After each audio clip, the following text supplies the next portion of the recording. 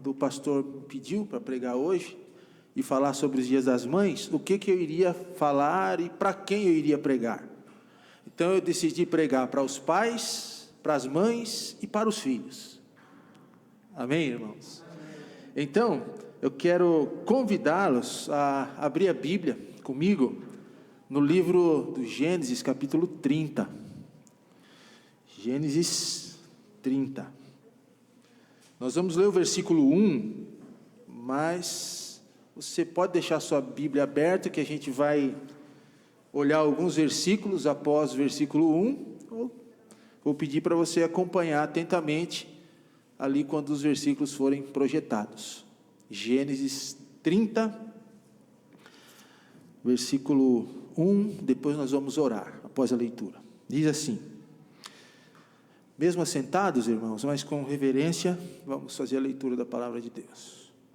Vendo Raquel que não dava filhos a Jacó, teve Raquel inveja de sua irmã, e disse a Jacó: dá-me filhos, senão morro.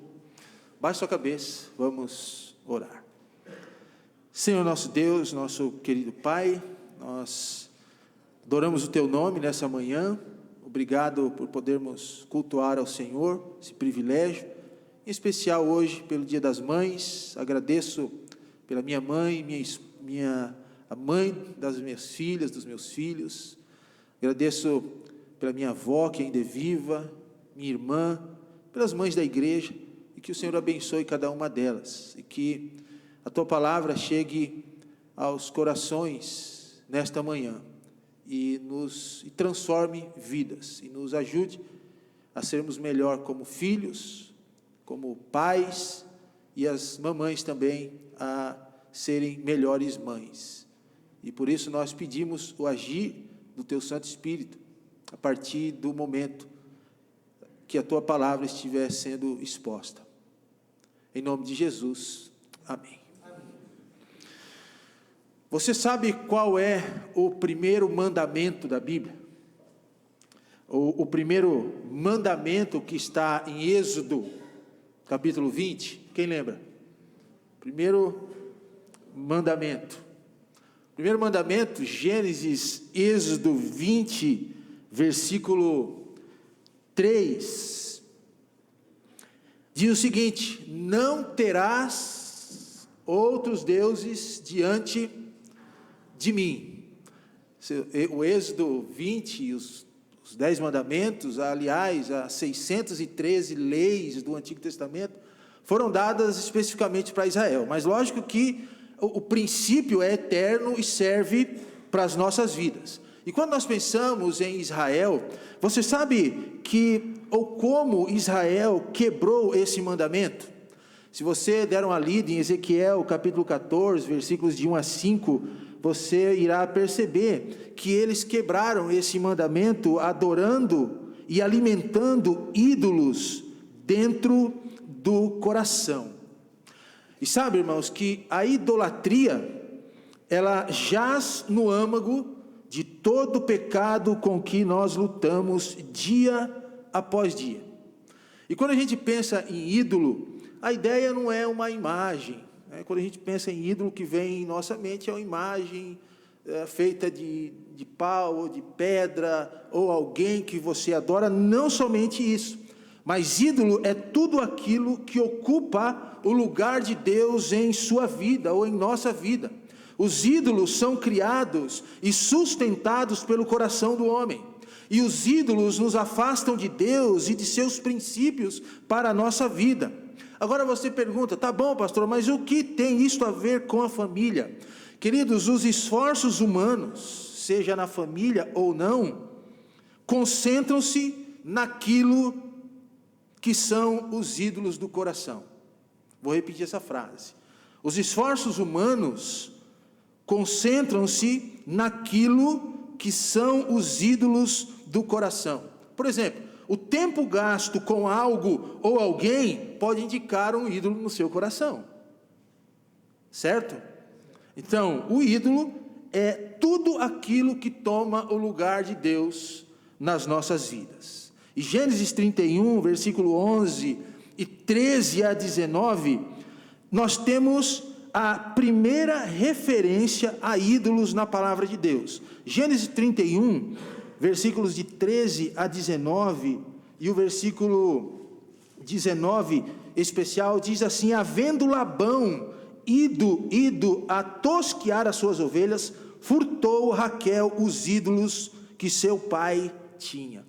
É interessante que diz que furtou os ídolos que seu pai tinha, uma referência à idolatria ou aos ídolos dentro de uma família, porque ela furtou os ídolos que o pai tinha, que possivelmente eles já estavam sendo carregados há algum tempo. Então, irmãos, o que a gente precisa prestar atenção é que o cuidado com o coração da família começa com o enterro dos ídolos do coração.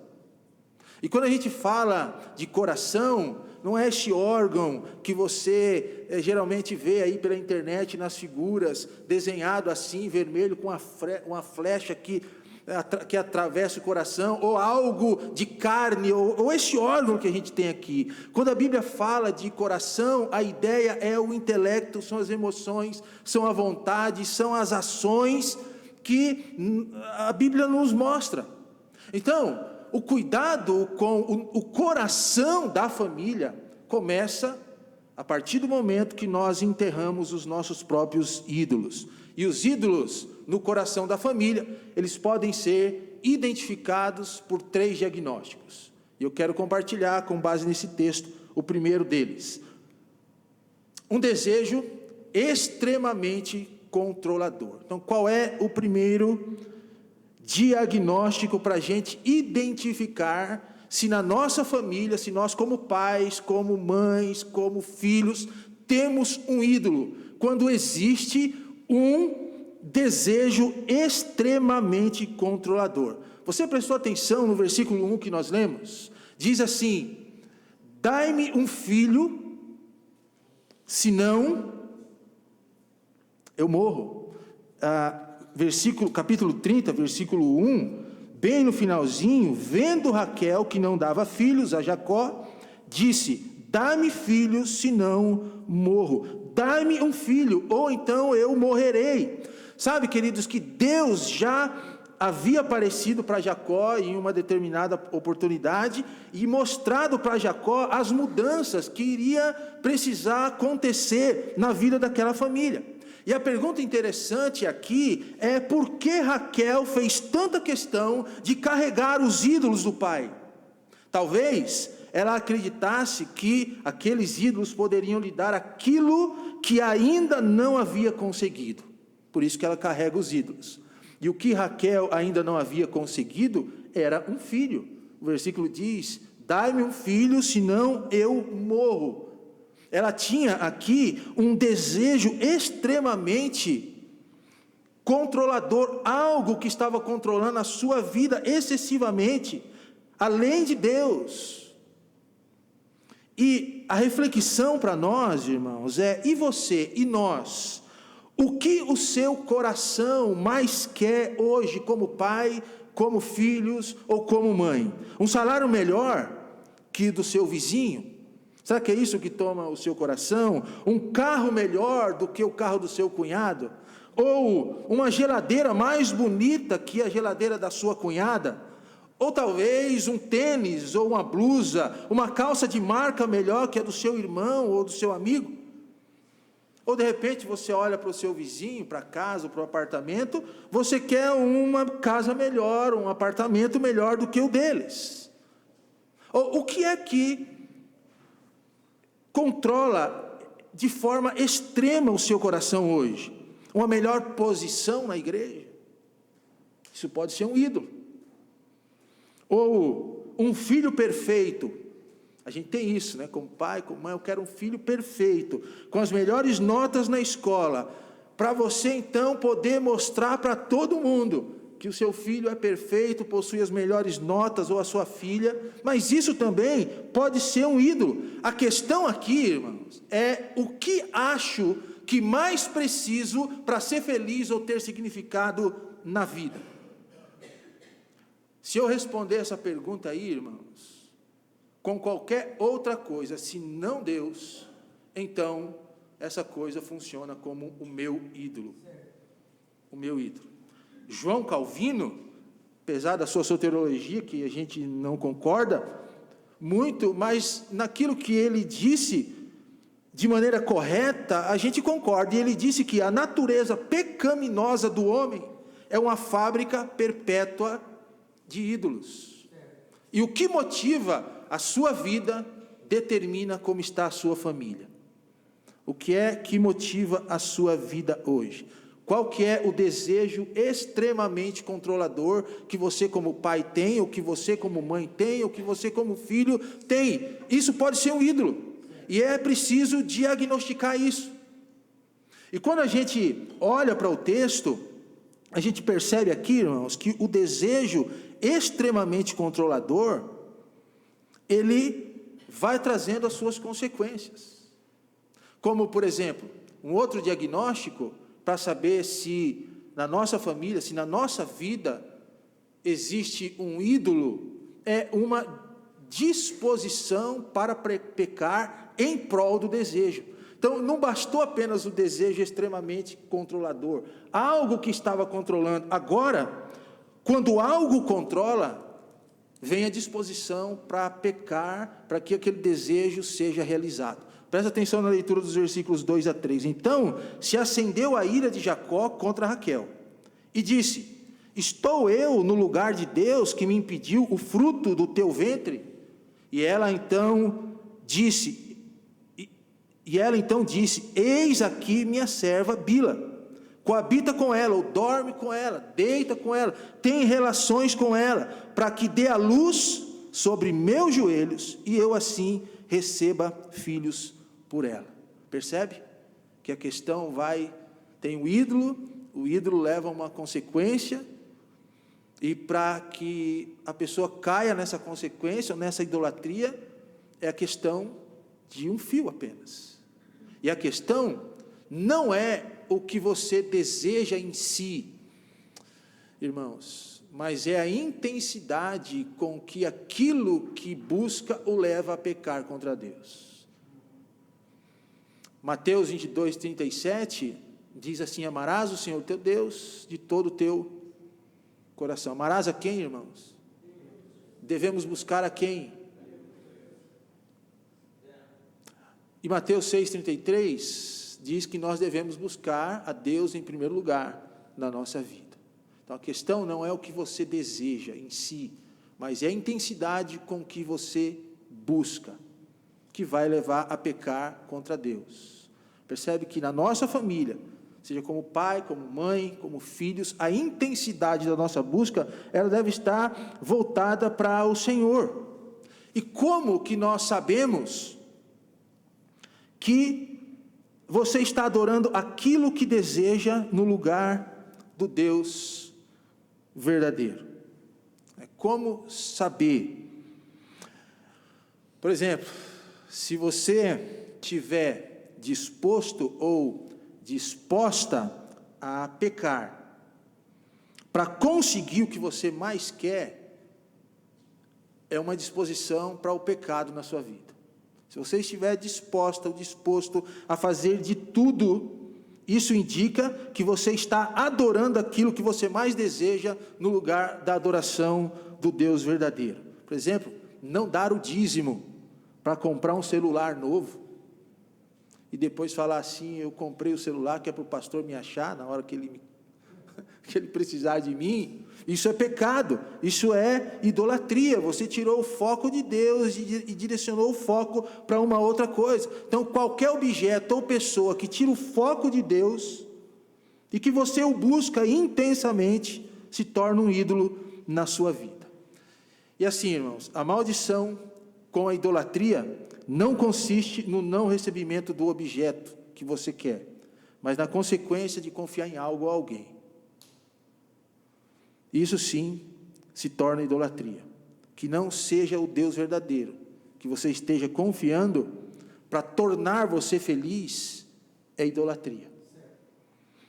E não para aqui o texto, irmãos. Nós temos ainda os versículos de 22 a 24, 30, 22 a 24, que diz assim: e lembrou-se Deus de Raquel, e Deus a ouviu e abriu a sua madre, e ela concebeu e deu à luz um filho e disse: tirou-me Deus a minha vergonha.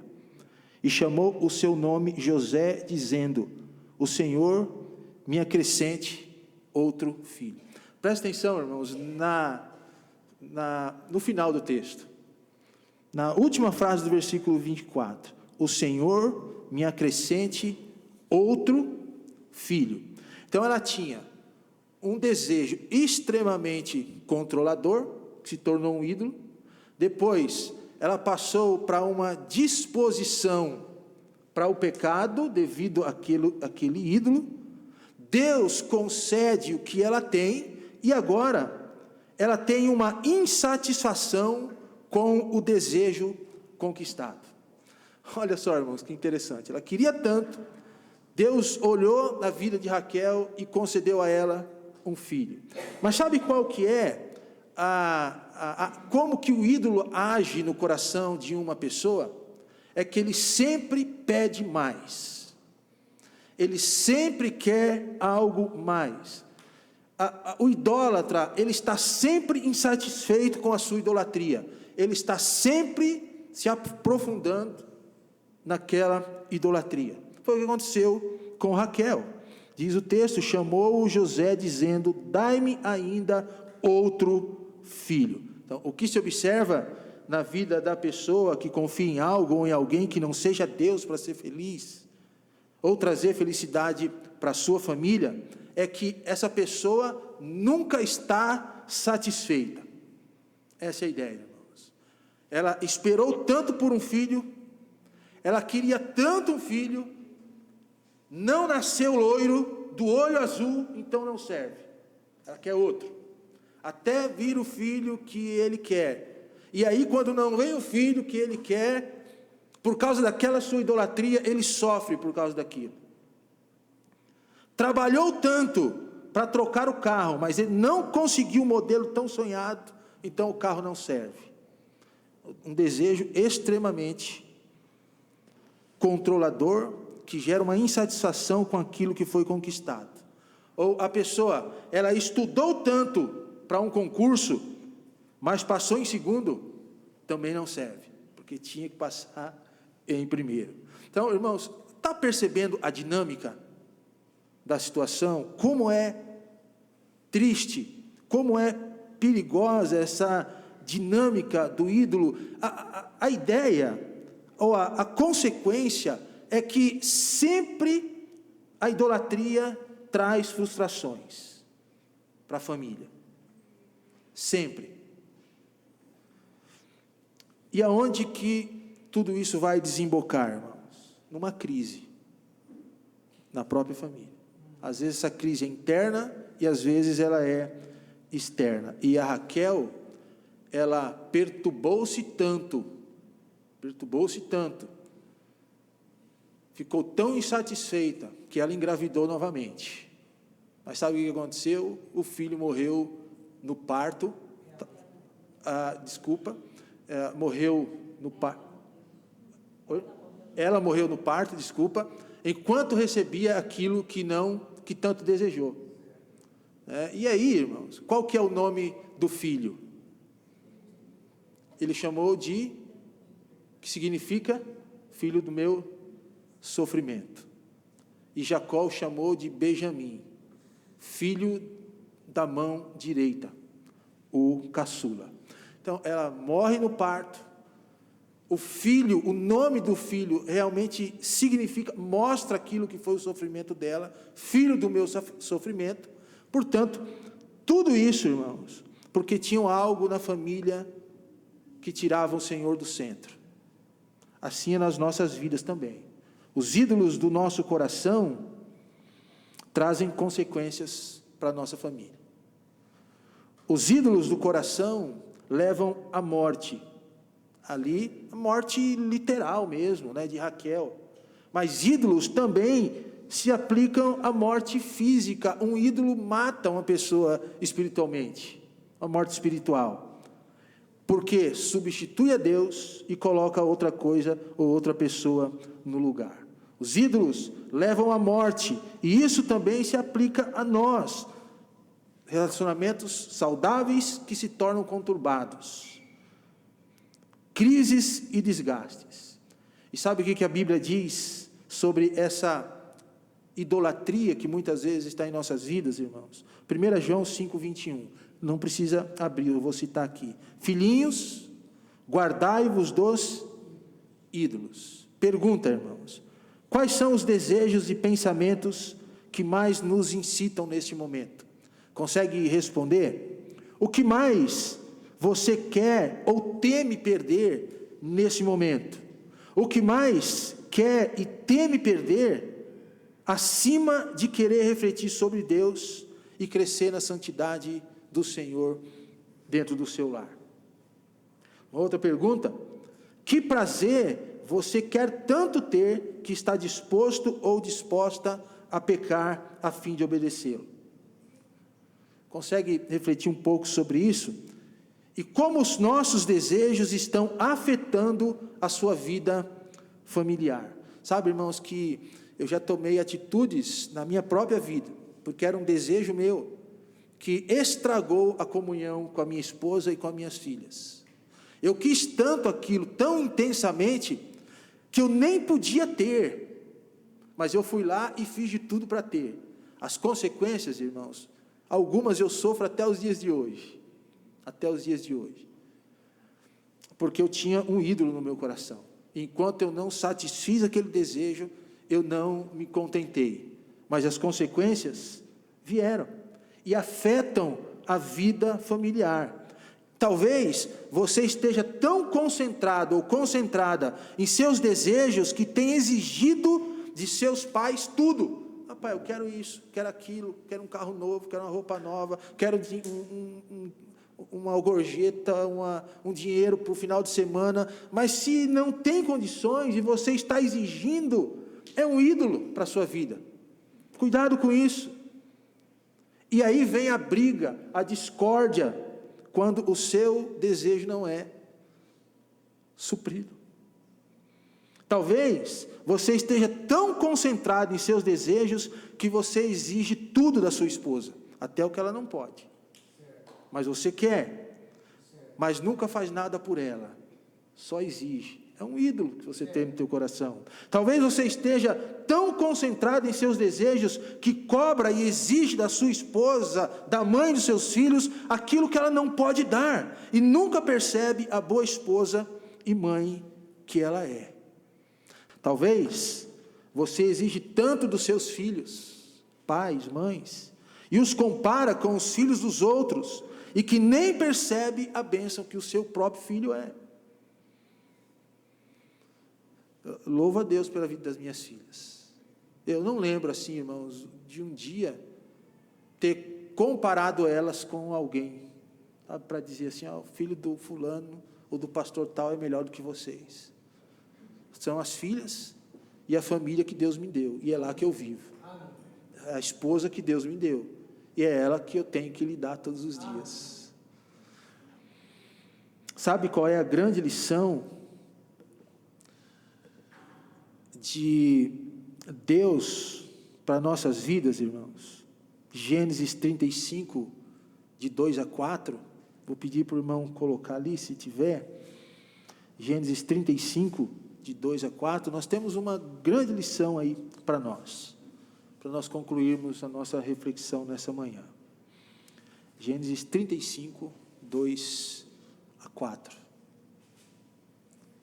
Então disse Jacó à sua família e a todos os que com ele estavam: tirai os deuses estranhos que há no meio de vós, e purificai-vos, e mudai as vossas vestes, e levantemo-nos e subamos a Betel, e ali farei um altar ao Deus que me respondeu no dia da minha angústia, e que foi comigo no caminho que tenho andado. Então deram a Jacó todos os deuses estranhos que tinham em suas mãos, e as arrecadas que estavam em suas orelhas. E Jacó os escondeu debaixo do carvalho que está junto a Siquém. O que acontece aí, irmãos? Jacó, ele enterra os ídolos da sua casa. Ele enterra os ídolos do seu coração. Nós somos chamados nessa manhã, como família, como pais, mães e filhos, a enterrar os ídolos do nosso coração. Mas sabe aonde? Aos pés da cruz de Cristo. Somente Jesus, por sua graça e infinita misericórdia, vai nos ensinar e vai nos capacitar a enterrarmos os ídolos que nós temos no coração. Os nossos desejos controladores, irmãos, por nós mesmos, nós não vamos conseguir retirá-los. Mas Jesus nos ajuda com isso. Jesus deve ser o centro da nossa vida. Jesus deve ser o centro da nossa família. Jesus deve ser o alicerce da nossa casa. Aliás, a Bíblia diz que o alicerce da nossa família deve ser a rocha que é Cristo. Virão ventos, virão tempestades, tempos angustiosos, mas a casa firmada na rocha, que é Jesus, essa permanecerá firme. Então, quais são os ídolos do seu coração? Qual é o seu desejo extremamente controlador? O que te impede de ver o filho que você tem, a bênção que ele é? O que te impede de você perceber a bênção que o seu marido é? O que te impede de você perceber a bênção que a sua esposa é como mãe? Será que tem algo no coração que está colocando uma venda e impedindo de você adorar a Deus verdadeiramente em família? Leva tudo isso aos pés da cruz. Coloca diante do Calvário. O Evangelho é o poder de Deus, não só para a salvação de todo aquele que crê, mas é o poder de Deus para a transformação do nosso lar, para a transformação nossa como pais e como mães. É o Evangelho que transforma as nossas vidas. A cruz de Cristo, o Evangelho, Jesus, precisa ser o centro da nossa vida. Nada, irmãos, que venha tomar o lugar de Cristo em primeiro lugar, do reino de Deus em primeiro lugar, no nosso lar, serve para nós como família. Buscar em primeiro lugar o reino de Deus. Jesus é o foco, é o centro das nossas vidas, é o centro do nosso lar. Eu lembro uma vez que nós estávamos na igreja e tinha um pastor pregando o salmo que diz que se em vão nós trabalharmos, se trabalharmos sem o Senhor como centro, nada vai acontecer. Salmo 127, né? E de repente a porta estava aberta, o diácono não estava lá e entrou um bêbado, e ele entrou com tudo para dentro da igreja. E quando ele entrou, ele parou na frente do púlpito onde o pastor estava pregando aquela mensagem, e ele, mesmo ébrio, mas o que ele disse era verdade. E quando o pastor dizia, olha, não adianta nada vocês trabalharem, se o Senhor não for o centro da casa de vocês, o bêbado olhou para o pastor e dizia, o senhor está certo, pastor, Jesus é o centro. E dava risada, Jesus é o centro. Alguma coisa errada com isso, irmãos? Com essa frase? Não, Jesus realmente é o centro. Ele precisa ser o foco da nossa adoração. Baixe sua cabeça, nós vamos orar. Vou chamar o pastor, por favor.